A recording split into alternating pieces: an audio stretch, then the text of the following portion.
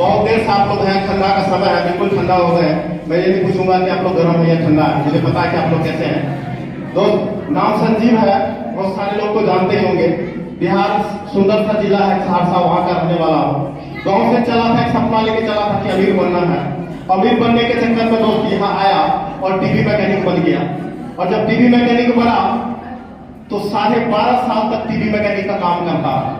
TV mechanic का काम करता रहा और दिन में दिमाग में यही चल रहा था कि अमीर बन जाएंगे।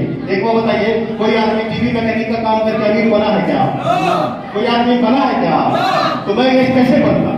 लेकिन सपना था कि अमीर बनना है, अमीर बनना है, बस एक ही चीज दिमाग में चल रहा था, अमीर बनना है। और बस इसी कारण से जम के उस दुकान पर बैठे रहते थे सुबह से शाम तक, एक दिन अमीर बनेंगे। कैसे बनेंगे ये पता नहीं था, लेकिन लगता था कि अमीर बन जाएंगे टीवी के मैकेनिक का काम करके। लेकिन एक दिन कहते हैं ना कि यदि आपके दिल में सच्चा जुनून हो, सच्ची चाहत हो, तो आपको रास्ता मिलता है। जैसे लोग, मेरे दिल में दिमाग में सच्चा चाहत था, एकदम सच्चा वाला पक्का वाला जुनून जो कहते हैं वो जुनून था। और मुझे सर अमीर बनाना था परमात्मा को। क्यों? क्योंकि दोस्त, मेरा मानना है कि हम यदि किसी मजदूर का मजदूरी नहीं मारते हैं तो वो ऑलमाइटी गॉड हमारा मजदूरी कैसे मार लेंगे। ऐसा लोग सुबह से लेकर शाम तक मेहनत करता था और ऐसा लगता था कि अमीर बन जाएंगे। एक दिन अमीर बनने का मौका मिला। कैसे? मुझे ऐसा लगा कि बगल में लोन वाला बैंक वाले कोई बैठे हुए हैं, वहां लोन का बात चलेगा। जाता हूँ, कैसे वो लोन लगता है वो मैं देखता हूँ। और लोन लेने के चक्कर में मैं गया। कोई एक सज्जन पुरुष थे जो डीडीएम का प्लान कर रहे थे और मैं उसकी कुर्सी के पीछे जाके खड़ा हो गया। मैं एक बार नाम उनके पर जबरदस्त ताली मिस्टर सोनू सिंह जी के लिए। जब तो उनके कुर्सी के पीछे खड़ा हो गया और डीडीएम का प्लान चल रहा था, तो एक चीज तो सपना लेके तो गांव से चले थे कि अमीर बनना है, चाहत तो थी, मौका नहीं मिला था। लेकिन जब उस प्लान को सुना तो ऐसा लगा मौका तो यही है। क्यों?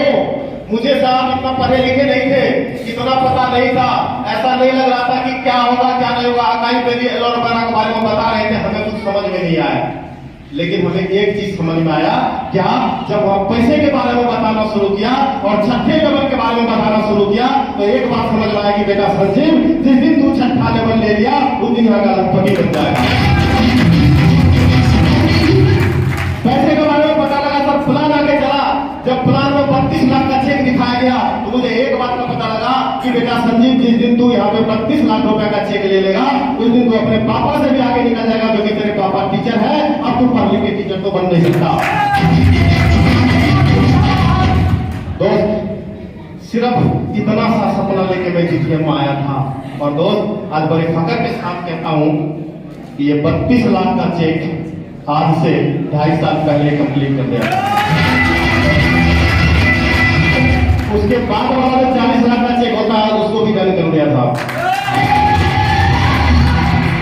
अब बच गया कौन सा चेक जी? 14वां लेवल का चेक। कितने का चेक है जी? 76,80,000। कितने का है? 76 लाख। उसके बाद क्या है? 80,000। अच्छा, 20,000 को और जोड़ देते हैं उसमें। टोटल चेक कितना हो जाएगा? और फिगर है 77 लाख। कितना हो जाएगा? 77 लाख। एक सिंगल चेक 77 लाख रुपया का। आप समझ सकते हैं? अब आप समझ सकते हैं? हो सकता है 77 लाख आप लोग को बहुत कम लग रहा होगा, लेकिन एक टीवी मैकेनिक के घर में यदि 77 लाख रुपया आएगा तो ऐसा नहीं लगेगा कि सब पर फाड़ के आ गया।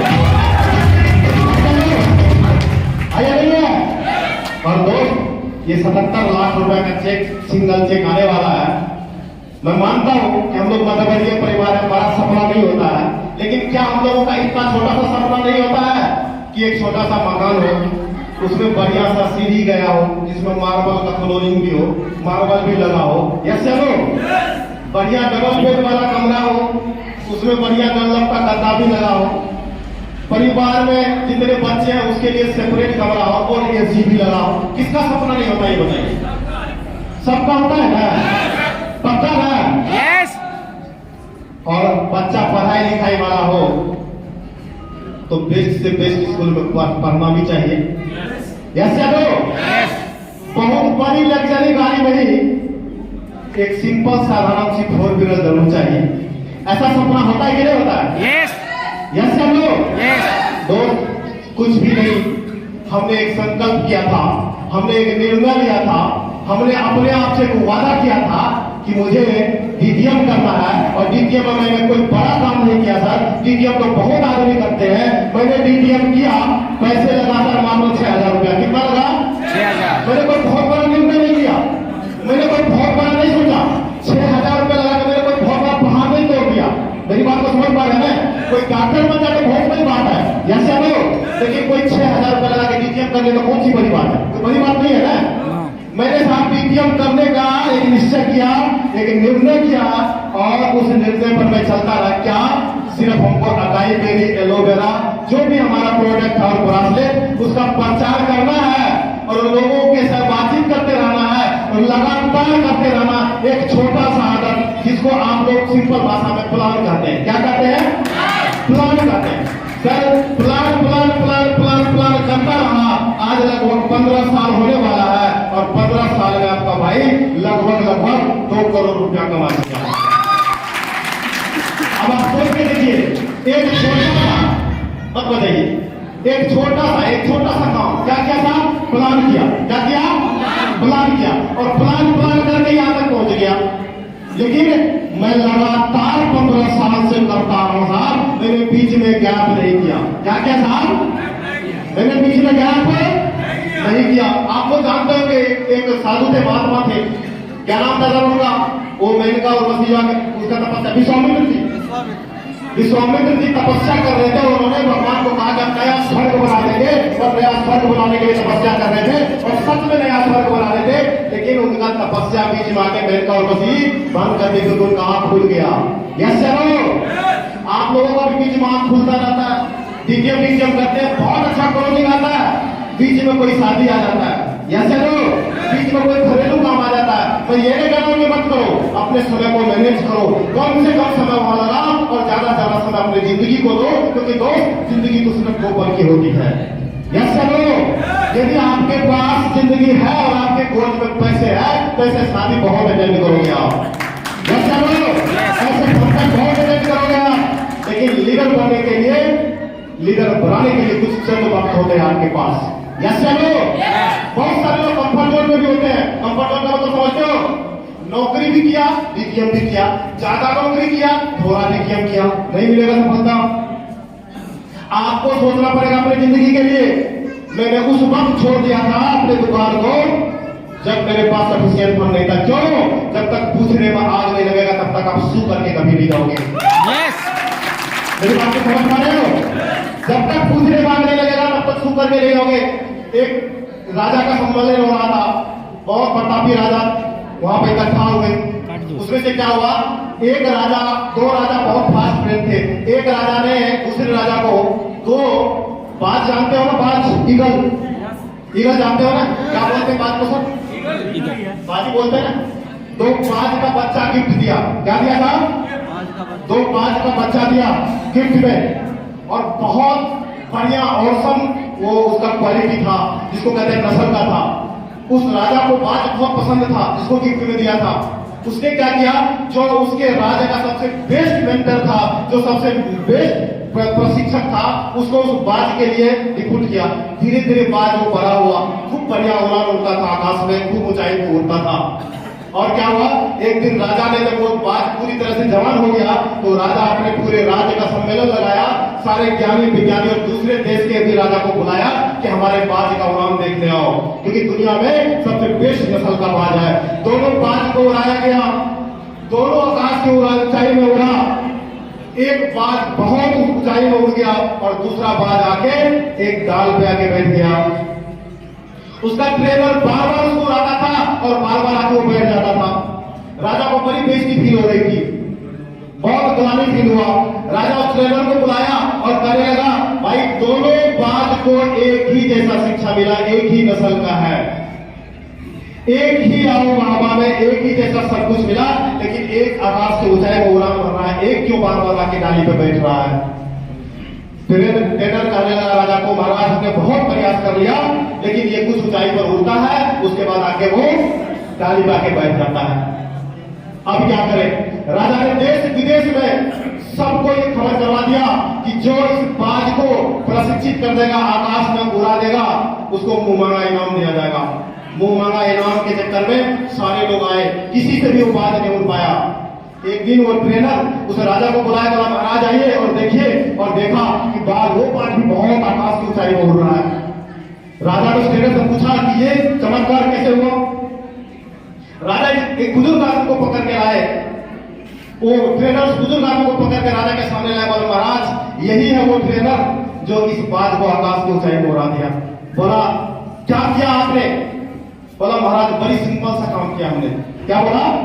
महाराज हमने बड़ी सिंपल सा काम किया। बोला क्या किया आपने? बोला महाराज आपका ये बाज जो था ना, इसको आराम करने का आदत लग गया था। ये बाज जो था ना, ये कंफर्ट जोन में चला गया था, इसको बैठने का आदत लग गया था। और मैं जब भी इसको उड़ाता था तो मैं देखता था कि इस डाली बाज के बैठ जाता था। और मैंने क्या किया, उस पेड़ को ही कटवा दिया। मैंने क्या किया, उस पेड़ को ही कटवा दिया। जब पेड़ को ही कटवा दिया, उड़ा दिया, तो ये बैठेगा किस पे?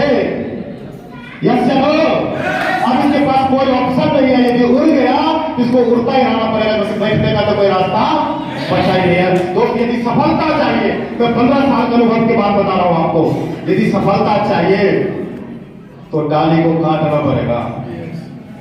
जिस डाली पर आकर बैठते हो जो 10,000 का, मैं ये नहीं कह रहा हूं, मैं ये नहीं कह रहा हूं कि नौकरी छोड़ दो, प्लीज मेरे बातों का दरवाजा मत लेना। मुझे क्या पता आप नौकरी कर रहे हो कि क्या कर रहे हो, मुझे नहीं पता आप अपने परिवार का कैसे लालन पालन करोगे। मुझे तो एक बात के लिए पता है कि यदि धरती पर आए हो तो सफल होने के लिए आए हो, रहने के लिए नहीं आए हो, सिर्फ गुजारा करने के लिए नहीं आए हो, सिर्फ जीने के लिए नहीं आए हो। यदि सफल लेने के लिए आए हो तो ठीक है, आपके लिए आ जाओ।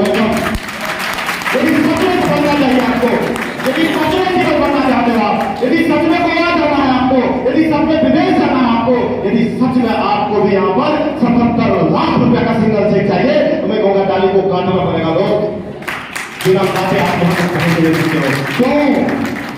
यार कोई छोटी सफलता थोड़ी है। यहाँ आने के बाद 2 करोड़ रुपया आप कमाते हो, 2 करोड़ रुपया कमाते हो आप यहाँ आने के बाद। साहब मैं बकरी के बच्चे को पकड़ने की बात नहीं कर रहा हूँ, मैं शेर का शिकार करने के लिए कह रहा हूँ। और यदि शेर का शिकार करना है तो जिगरा को उसी तरह से करना पड़ेगा आपको। यदि 2 करोड़ कमाना है तो हिम्मत उसी तरह का रखना पड़ेगा आपको। यदि 2 करोड़ कमाना है तो सोच उसी तरह का रखना पड़ेगा आपको। यदि 2 करोड़ कमाना है तो एसोसिएशन संगत भी आपको उसी तरह का रखना पड़ेगा। आप कमाना चाहते हो 2 करोड़ और निगेटिव बातों के चक्कर में रहोगे, निगेटिव एसोसिएशन में रहोगे, तो निगेटिव बात करोगे तो 2 करोड़ कमा पाओगे क्या? अरे साहब, सफलता का प्रिंसिपल समान होता है। चाहे इस छत पर से बच्चा कूद जाए, चाहे खाली क्लास को फेंको, नीचे ही गिरेगा। क्यों? क्योंकि गुरुत्वाकर्षण का नियम यही कहता है, सिद्धांत यही कहता है। यस या नो?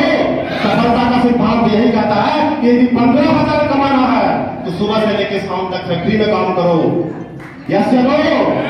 और यदि 2 करोड़ कमाना है, करोड़ों कमाना है, तो डीटीएम का दामन थाम लो और सुबह से शाम तक डीटीएम करो। यस या नो? एक चीज एक जरूर रखना दिमाग में, मैं हमेशा कहता हूं, 14 लेवल को लिख के टांग दो और कह दो जब तक लेंगे नहीं तब तक छोड़ेंगे नहीं। क्या कहना साहब? जब तक लेंगे नहीं तब तक, जब तक लेंगे नहीं तब तक। सबका आवाज नहीं आ रहा? अच्छा, सबको 14 लेवल से प्यार नहीं है क्या? है ना? 14 लेवल को लिख के टांग देना है और क्या कहना है? जब तक लेंगे नहीं तब तक। हो गया 14 लेवल? यस। क्या मजाक की 14 level? Thank you, love you.